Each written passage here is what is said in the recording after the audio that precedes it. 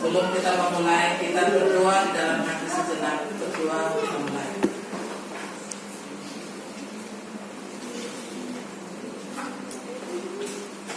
Amin. Di dalam nama Allah Bapa dan anaknya Tuhan Yesus Kristus dan nama Roh Kudus yang menciptakan langit dan bumi, kasih karunia dan damai sejahtera yang menyertai kita sekalian. Amin. Marilah kita sama-sama berdoa. Ya Yesus Kristus Tuhan kami, hadapkanlah wajah-Mu, berilah kasih karunia dan kehidupan kepada kami. Amin.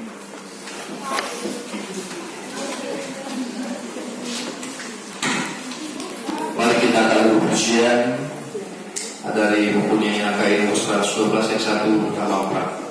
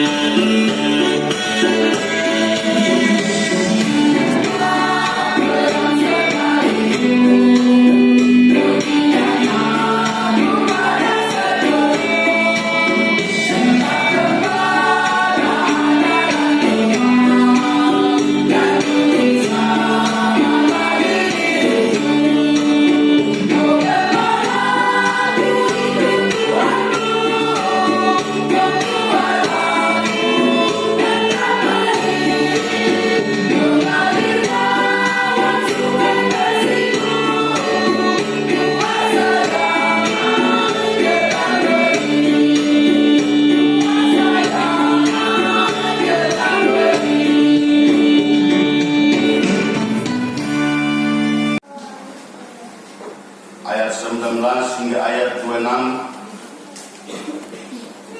Adung-adung atau ratapan 3 ayat 19 hingga 26.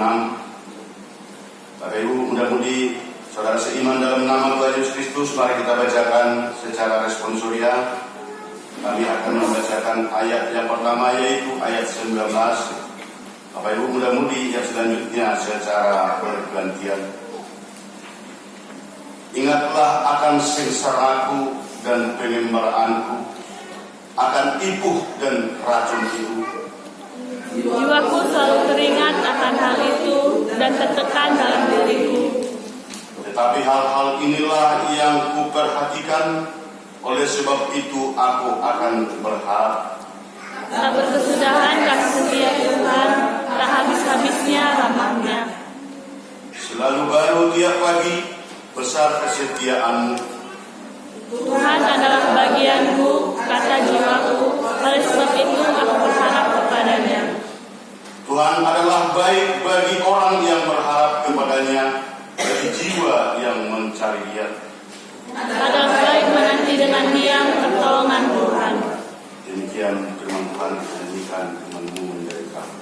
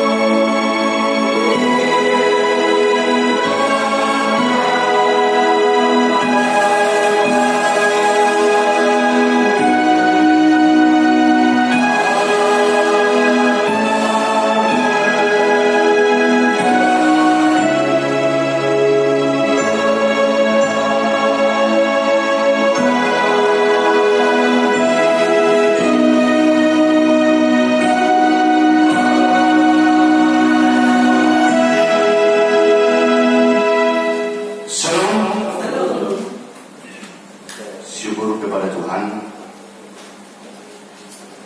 Terima kasih Bapak Ibu dan mudah-mudi semuanya, kita masih bisa berkumpul di gereja ini untuk memuji dan memuliakan nama Tuhan yang mengasihi kita. Tema ibadat kita pada saat ini, tak berkesudahan kasih setia Tuhan, atau holong ni debata naso marpas sopotan. Bapak Ibu yang dikasihi Tuhan, sebelum kita melangkah lebih dalam untuk mengembangkan firman yang sudah kita bacakan tadi, dilansir dari media lokal dari negara Arabenia pada tahun 1998. Tahun 1998 ada media lokal menuliskan suatu judul di dalam beritanya, Allah ayah mengantar anak ke sekolah. Berita ini membuatkan orang yang membaca dari judulnya itu menjadi suatu pertanyaan, karena di saat itu Bapak Ibu, kondisi tahun 1998 ada gempa bencana alam yang terjadi di negara itu, bahkan sampai hampir mengorbankan lebih kurang 500 jiwa masyarakat di tempat kejadian bencana alam tersebut. 3 hari berikutnya langsung muncul suatu berita di media lokal di negara mereka, bahkan netizen ataupun pembaca di luar negeri membuatkan suatu pertanyaan, di sana terjadi bencana yang begitu dahsyat, tetapi di berita kok dikatakan judulnya ayah mengantar anak ke sekolah. Bapak Ibu Saudara seiman, ada apa kondisi yang terjadi dalam berita itu? Yang diuraikan di dalam surat kabar itu kira-kira seperti ini. ayah membawa anaknya untuk pergi sekolah. Setiba di sekolahan, ayah tersebut menurunkan anaknya percis di depan kantor kepala sekolah SD tersebut dan mengelus kepala si anak, mengatakan, "Nak, baik-baik sekolah, ayah mengasihimu, sampai ketemu nanti siang." Sesudah dikatakan seperti itu Bapak Ibu, si bapak pun pergi membawa mobilnya untuk pergi ke tempat pekerjaannya. Sekitar hampir 2 kilometer, sambil si ayah berjalan dari kaca spion, dilihat suatu kejadian di belakang dan mobilnya juga bergoyang seperti ini. Dilihat di belakang gedung-gedung pada roboh. Kebenaran tanggal 1 kemarin kejadian gempa di Tapanuli Utara. Yang kita bicarakan itu, ini bukan kejadian yang kemarin, melainkan kejadian yang terjadi tahun 1998. Tanpa berpikir banyak Bapak Ibu, si ayah ini tadi yang sudah melaju hingga hampir 2 kilometer, langsung memutar mobilnya pulang ke sekolahan anaknya. Ternyata apa yang terjadi? Begitu berhenti di depan sekolah, bahwa bangunan itu sudah rata dengan tanah dan bahkan tinggal puing-puing sederetan daripada sekolahan itu tadi. Orang-orang sudah pada datang melihat kondisi gempa yang sampai membuatkan seluruh gedung di sekitar itu roboh. Apa yang terjadi Bapak Ibu? Si bapak pun langsung sujud berdoa dan mulai membuatkan suatu penggantian mencari anaknya itu yang sudah tertimpa oleh puing-puing bangunan tersebut. Si bapak tidak mengerti gerak, dan banyak orang yang mengatakan itu tidak bakalan ketemu Pak. Kita tunggu saya dari pihak-pihak yang bisa membantu pakai alat. Kalau bapak membuatkan dengan cara tangan sendiri, itu tidak bakalan ketemu. Si bapak tidak mempedulikan Bapak Ibu, tetapi berusaha keras menggeser puing-puing bangunan yang sudah merata dengan tanah itu. Hari sudah mulai sore dan melihat si bapak ini pun sudah lemas, karena yang melihat si bapak ini yang bekerja, masyarakat yang ada di sekitar itu mengajak si bapak untuk makan dulu Pak, ini sudah hampir sore, agar bapak juga mempunyai tenaga. Yang terjadi si bapak tidak mau makan yang disuguhkan atau yang diberikan oleh orang-orang yang ada di sekitar itu, tetapi berjuang dan berjuang terus menggulingkan puing-puing tadi mencari anaknya. Sudah hampir malam Bapak Ibu, ternyata di sekitaran sekolahan itu ada suara yang berkata, minta tolong, tolong, tolong. Mendengarkan suara itu, si bapak pun langsung berlari tadinya dan melihat bahwa ada 13 murid yang ditimpa oleh batu yang besar. Dinding daripada bangunan itu tadi menimpa di dalam keseluruh, dan satu guru yang terlentang wajahnya ke tanah, tangannya dibuatkan ke tanah seperti ini, dan dia seperti jongkok menahan batu yang begitu besar ini tadi, supaya semuanya murid-muridnya ini jangan ludes di dinding atau digilas oleh dinding bangunan begitu melihat dan anak juga terjepit, maka si bapak itu tadi minta tolong terhadap semuanya yang mau menolong. Tolong dibantu saya mengangkat batu ini, karena di dalamnya banyak anak-anak dan ada yang menahan tembok yang mau menimpa mereka. Orang datang berbondong-bondong dan batu itu pun diangkat mereka. Benar, di antara murid-murid itu ada yang terjepit tangannya, atau ada yang luka-luka, dan gurunya ini pun sudah sampai patah tangannya menahan daripada tembok yang sudah mau mengilas ataupun menindih semua murid-murid tadi.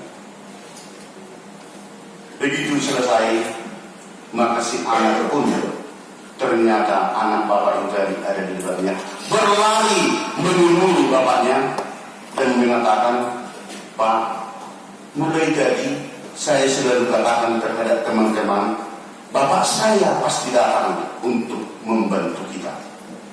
Bapak saya pasti datang untuk membantu kita." Dan kondisi itu merupakan suatu kondisi kisah yang terjadi di tahun 1998 yang sudah berlalu. Bapak Ibu yang dikasihi oleh Tuhan, pada kondisi ini apa hubungannya dengan tema ibadah kita? Tak berkesudahan kasih setia Tuhan. Kasih seorang bapak terhadap anaknya, kasih seorang bapak terhadap anak di dunia ini merupakan suatu yang tidak bisa dipungkiri, merupakan suatu yang tidak bisa dikatakan merupakan suatu tindakan yang baru, tetapi kasih bapak terhadap anaknya betul-betul merupakan suatu wujud kasih yang datang dari Tuhan terhadap anaknya. Terkait dengan itu, dikatakan di Matius 7 ayat 11, Matius 7 ayat 11 mengatakan, "Jadi jika kamu yang jahat tahu memberi pemberian yang baik kepada anak-anakmu, apalagi Bapamu yang di surga, Ia akan memberikan yang baik kepada mereka yang meminta kepadanya."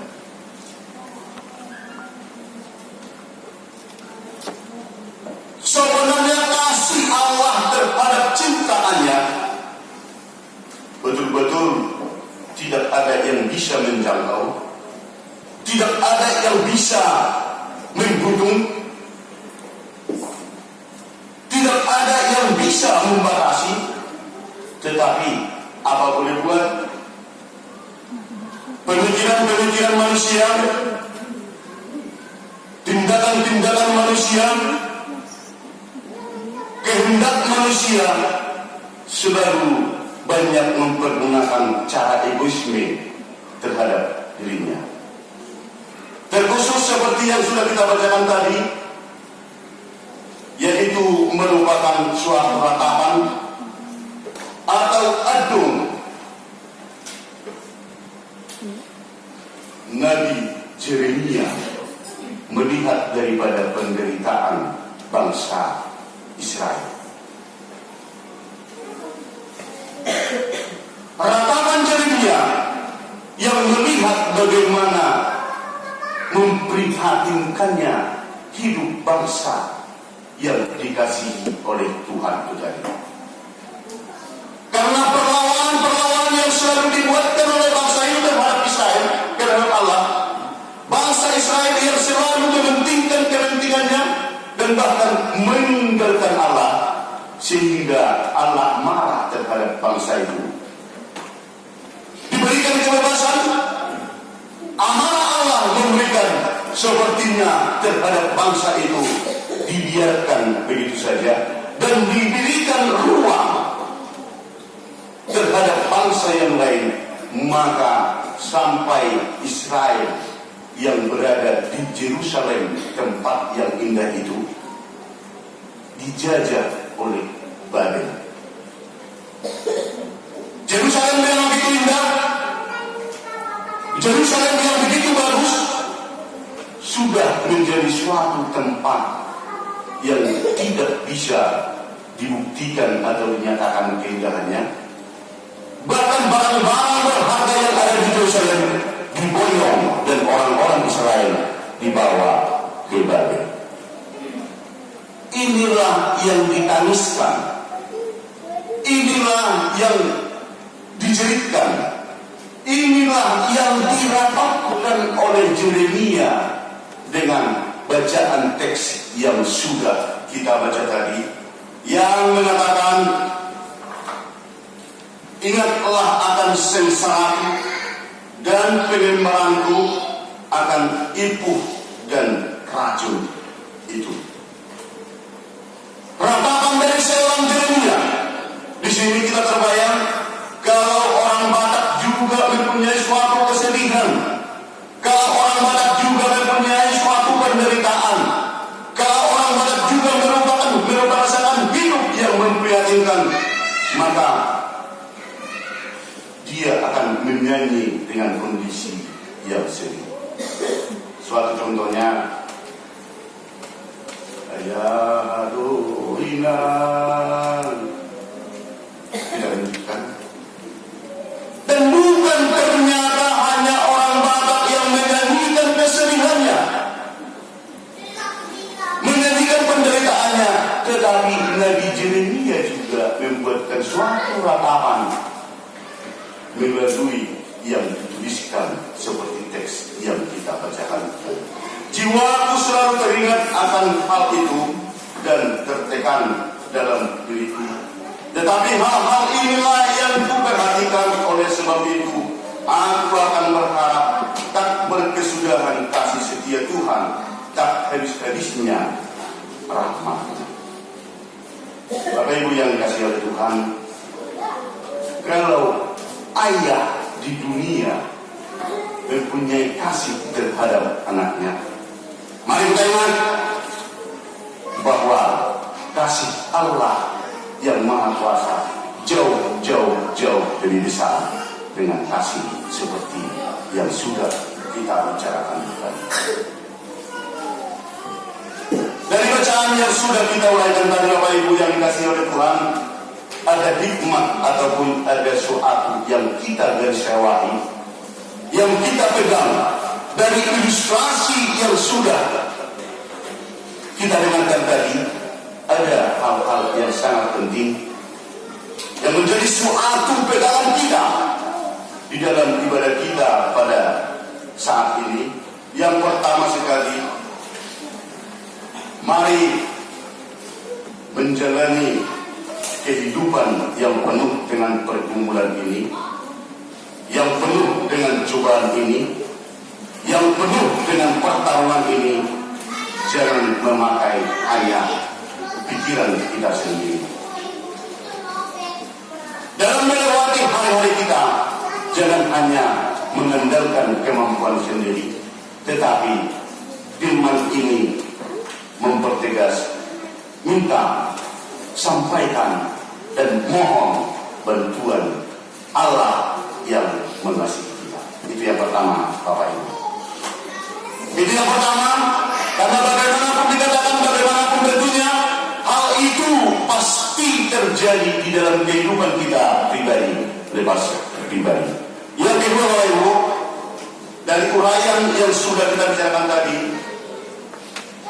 firman ini mempertegas kepada kita, mari kita kurangi ego. Jangan mempersalahkan Allah dengan kondisi kehidupan yang kita jalani sekarang. Terlalu sering, jikalau kesulitan itu datang, jikalau penderitaan itu datang, jikalau cobaan hidup kita datang, maka kita sering mempersalahkan Tuhan. Kita tonjolkan hanya ego ataupun istilahnya pikiran kita sendiri. Bahkan disinilah kita melemahkan diri di dalam bersekutu dengan Tuhan atau memuji Tuhan. Contoh seperti kejadian yang baru-baru ini terjadi, seorang pemuda Kristen yang meninggalkan ibunya, seorang pemuda Kristen yang dinasehati oleh seorang ibunya yang sudah janda, memakai ego pribadinya, memakai pikirannya sendiri, karena ibunya yang berjuang, yang satu-satunya yang membesarkan dia, karena sudah lama dia ditinggalkan oleh bapaknya. Seorang ibu yang janda yang membesarkan dia memberikan arahan kepada dia. Tetapi apa yang terjadi? Seorang orang tua pasti pernah marah terhadap anaknya. Seorang orang tua pasti pernah menasihati anaknya. Tetapi ego si anak pemuda Kristen ini membuatkan suatu jalan pintas, mengatakan, kalau saya ibu marah, kalau saya ibu marahin, maka saya pun akan pergi dari rumah ini. Maka si anak pun pergi tanpa membawa apa-apa. Dia berjalan dan selalu ibu kandungnya tidak berkata banyak, kalau kau mau pergi nak, silahkanlah pergi cepat. Apa yang terjadi Bapak Ibu? Dia berjalan dari lorong ke lorong, dari RT ke RT, dari desa ke desa, bahkan melewati kecamatan. Beberapa tempat keramaian sudah dijalani berjalan kaki si anak ini tadi Bapak Ibu. Hari sudah sore, terasa si anak ini, terasa pemuda Kristen ini sudah kelaparan dan capek, dan dia pun melihat suatu rumah makan yang di pinggir jalan.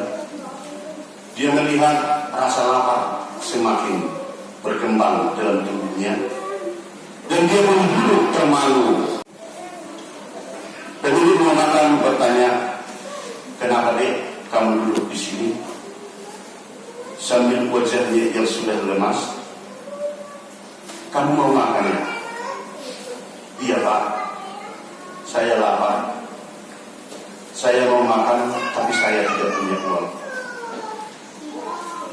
Kalau begitu dek, tidak apa-apa, masuklah ke dalam agar saya memberikan makan. Kalau kamu sudah benar-benar lapar, wajahmu sudah pucat, dan saya lihat kamu kecapean. Si anak masuk ke dalam rumah makan tersebut.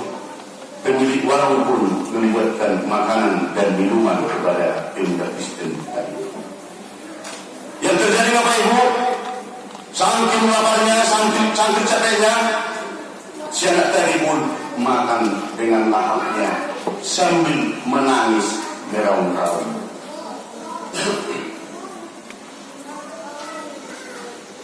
Pertanyaan dari Bapak Ibu tadi datang kepada pemuda Kristen, kenapa kau makan sambil menangis nak? Perutmu sudah mulai berisi, bisa kau jawab? Air matamu begitu banyak yang tercucur sampai mengenangi nasi yang kau makan. Nasi sudah mau habis. Begitu selesai, si anak tadi pun menjawab, maaf Pak, saya menangis terharu melihat Bapak. Kenapa terharu nak? Saya ada masalah di rumah, sehingga saya pergi dari rumah, sehingga sudah sampai malam sekarang saya ada di tempat ini yang tidak saya tahu apa namanya ini. Tak sedikit pun saya dilarang oleh ibu saya, karena saya tadi malam dimarahi. Saya mau pergi dari rumah Bapak ini, tetapi Bapak justru menyuruh saya makan. Bapak sendiri tidak menegur saya, tetapi Bapak tidak mau mempersilahkan saya untuk pergi sebelum makan nasi. Tetapi ibu yang melahirkan saya saya permisi untuk berangkat dari rumahnya, tidak ada dalam saya. Itu yang membuat saya menangis pada saat ini. Saya terharu dengan kebaikan Bapak. Demikian kata daripada jawaban daripada si pemuda Kristen ini. Dan pemilik warung mengatakan, "Nak, kalau itu keikhlasanmu berbagi tahu terhadap saya, kau terharu melihat saya bahwa saya memberikan makan kau sekali, dan kau sangat hormat kepada saya karena saya memberikan minuman saat ini, dan kau merasa memberikan senyuman kepada saya karena tadi saya larang kamu pergi sebelum makan nasi." Dengan sebenarnya keterharuanmu itu adalah salah tempat. Kalau saya lihat dari wajahmu, dari tubuhmu, umurmu sudah ada berkisar 20 tahun. Mulai dari kecilmu, ibumu memberikan kau makan, memberikan kau minum. Kalau kau sakit, ibumu mengobati kau. Kalau kau capek, orang tuamu selalu merawatmu. Ini saya memberi kau sekali kau makan dan secangkir teh manis. Kau terharu melihat saya. Itu adalah keputusan yang keliru. Mesti kau harus lebih terharu, harus lebih hormat kau terhadap ibumu yang memberikan nasihat kepadamu, yang kau tinggalkan pribadi karena kau diberikan nasihat. Sekarang pulanglah kau, nak, bahwa keputusan yang kau ambil itu adalah keputusan yang keliru. Pulanglah si anak. Sampai di rumah, ternyata ibunya pun tidak makan sampai sore, hanya menunggu anaknya itu pulang. Jalan ke depan, jalan ke belakang, jalan ke depan, jalan ke belakang. Begitu pulang, si anak pun menangis bahwa saya sudah salah. Mereka pun berpelukan dan betul-betul menyadari bahwa ego, keputusan yang diambil si anak itu tadi adalah keputusan yang salah. Terkait dan berhubungan dengan firman Tuhan yang sekarang, terlalu sering kita itu merupakan suatu kehendak kita yang kita bawakan. Kebaikan-kebaikan yang dilakukan orang kepada kita bisa diduduk lantakan karena satu kesalahan yang dibuatkan orang lain. Begitu juga kebaikan-kebaikan yang diberikan oleh Tuhan. Begitu banyak yang disampaikan terhadap manusia yang dikasihi, tetapi karena satu permintaan kita yang tidak langsung secepatnya dibalas atau dijawab oleh Tuhan, maka kita juga berpaling terhadap yang Tuhan kehendaki. Suatu nasihat yang diberikan oleh si ibu itu tadi membuat si anak menjadi dongkol dan mengambil suatu keputusan yang salah. Dan ini merupakan suatu penegasan dari khotbah kita. Bagaimana kita mengasihi dan menghormati dan menghargai dan mengikuti kehendak Tuhan kalau sesama kita tidak bisa saling menerima dan saling memberikan yang terbaik. Kebaikan yang 20, kebaikan yang 100 bisa tidak berguna karena kesalahan dari yang salah. Firman Tuhan menegaskan. Khotbah ini memperjelas.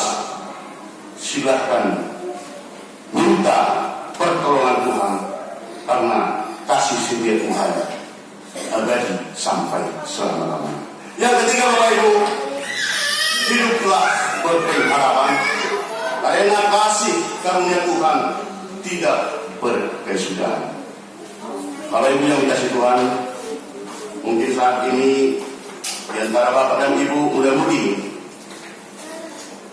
saudara seiman dalam nama Tuhan Yesus Kristus, ada mungkin yang mengalami kondisi yang seperti yang saya alami, yang tidak saya tahu bagaimana pergumulan Bapak Ibu dalam posisi sekarang. Mungkin ada kondisi kekurang baikan antara si suami dengan si istri, mungkin ada ada kondisi yang kurang baik antara si bapak dengan anak. Mungkin ada kondisi pergumulan antara si ibu dengan si anak. Mungkin ada kemelut ataupun pergumulan antara tetangga dengan tetangga. Mungkin ada pergumulan antara pekerjaan yang kurang bisa memberikan hasil yang terbagus. Mungkin ada kesulitan yang tidak bisa menyembuhkan penyakit daripada salah seorang keluarga. Itu saya tidak mengetahui dan saya tidak memahami. Tetapi pada saat ini yang bisa saya ketahui dan saya pahami bahwa bersama dengan firman Tuhan ini mengatakan supaya kesulitan-kesulitan yang ada itu, kesusahan-kesusahan yang terjadi, kemelut-kemelut yang terjadi bisa membuat kita patah semangat, bisa membuat kita stres, bisa membuat kita tidak mempunyai tenaga lagi untuk bangkit dan bangkit lagi. Tetapi saya mengetahui bersama dengan firman ini bahwa kasih Tuhan setia sampai selama-lamanya. Maka khotbah ini mengajari kita tetaplah berpengharapan kepada Tuhan. Tuhan akan menjawab seluruh doa-doa kita. Tuhan Yesus memberkati. Kita nyanyikan firman-Nya berkata.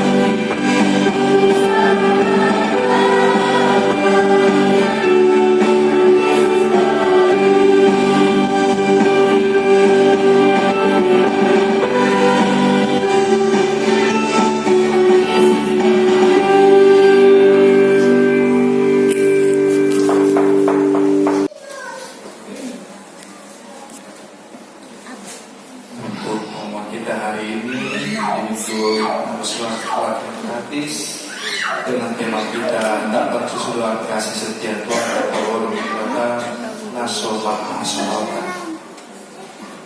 Seperti biasa kita buka, kita lihat jadwal ibadah kategori latihan grup dan organisasi pertanian. Kita situ anak organisasi pertanian Rabu, sekolah minggu dan PPR serta RBNB. Tadi sebenarnya bagus, kurang latihan ya. Semoga minggu akan datang anak tim kami semakin giat lagi latihan untuk membawakan lagu memuji Tuhan dengan penuh semangat. Sekali lagi jemaat bisa kita lihat amanginan rutin atau pengumuman ibadah minggu, memperhatikan dan mengikuti informasi virus belum di total. Sebaik kita mengikuti peraturan pemerintah dan pimpinan KAI dan pihak terkait agar kita tetap mengikuti proses ibadah masuk pukul 10.30 dilayani oleh pimpinan dan majelis jemaat dan keterangan. Saran dan prasarana apa yang terkait keterangan. Ibadah jemaat dan para lembaga keterangan. Terima kasih banyak kepada seluruh jemaat dan simpatisan yang tetap setia dan aktif beribadah di rumah, terlebih di gereja dan ibadah kategorial, serta yang tetap memberi persembahan dan bersyukur kepada Tuhan melalui gereja keterangan. Dengan penuh ikhlasan doa kita, Tuhan semakin memberkati kita semua dan menambahkan rezeki pada keluarga kita semua. 3. Informasi yang ibadah keluarga.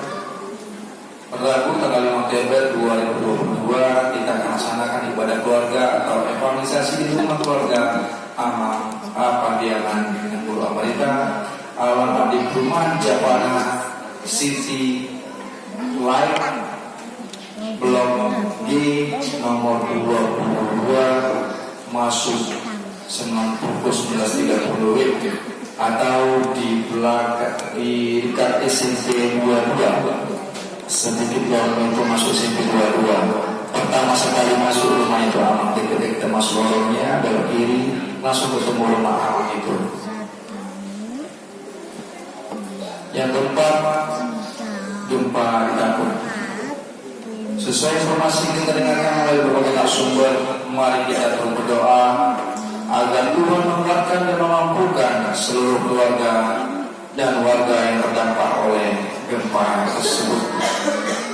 Amanginan kebetulan juga tadi kami melihat postingan daripada Alam Cimaharu dan Bosimora, keluarga atau orang tua juga mengalami musibah gempa tersebut.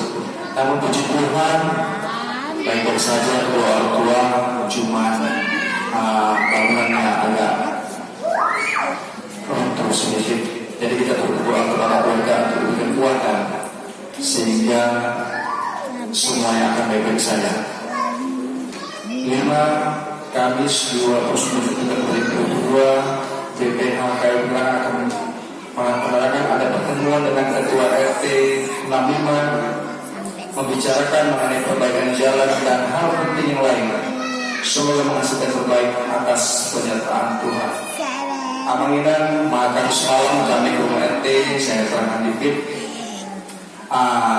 Memang ada kemarin pendataan mengenai rumah ibadah dan dana kita sudah berikan kepada kedua setempat, dan ada program dari RT setempat akan memperbaiki jalan yang dari HKBPN itu akan dibuatkan suatu kanal atau jalan air supaya tidak becek lagi tembusnya nanti ke sini, ke belakang sini. Jadi kedepannya jalan untuk gereja kita ini semakin baik.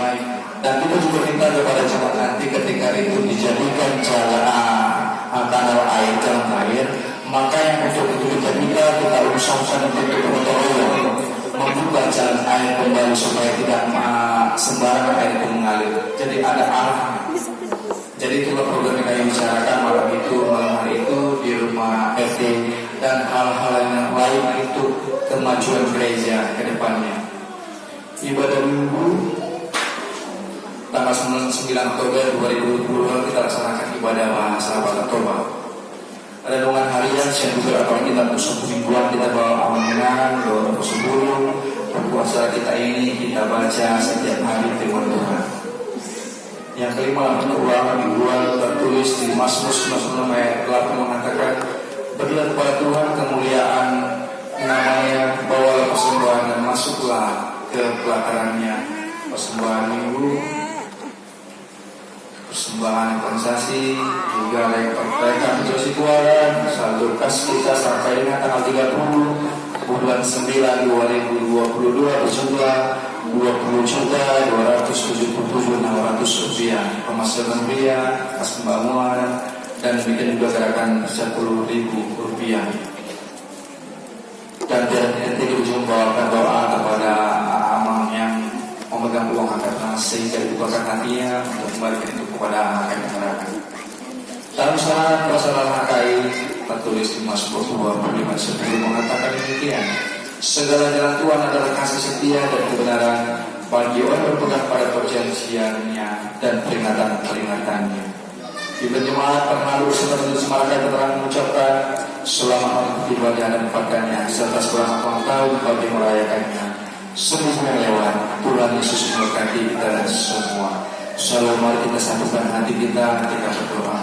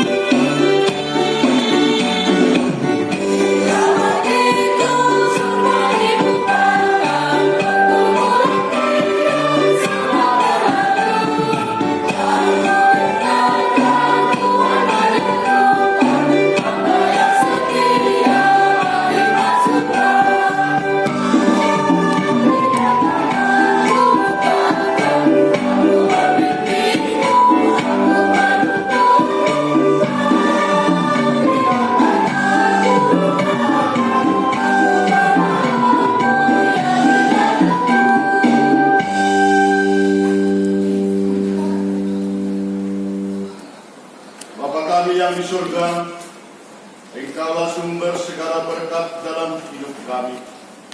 Terima kasih atas segala berkat dan karunia yang Tuhan berikan kepada kami. Kami mempersembahkan hidup kami dan berkat yang kami terima kepadamu. Terimalah ini menjadi persembahan yang harum di hadapan-Mu. Dihukum ya. Berkatilah persembahan ini Ajarlah kami mempergunakannya menyatakan kerajaan-Mu di tengah-tengah gereja-Mu dan untuk dunia ini. Bukalah hati dan pikiran kami, agar senantiasa bersukacita untuk memberikan persembahan kudus demi kemuliaan nama-Mu. Marilah kita sama-sama mengucapkan doa Bapa kami.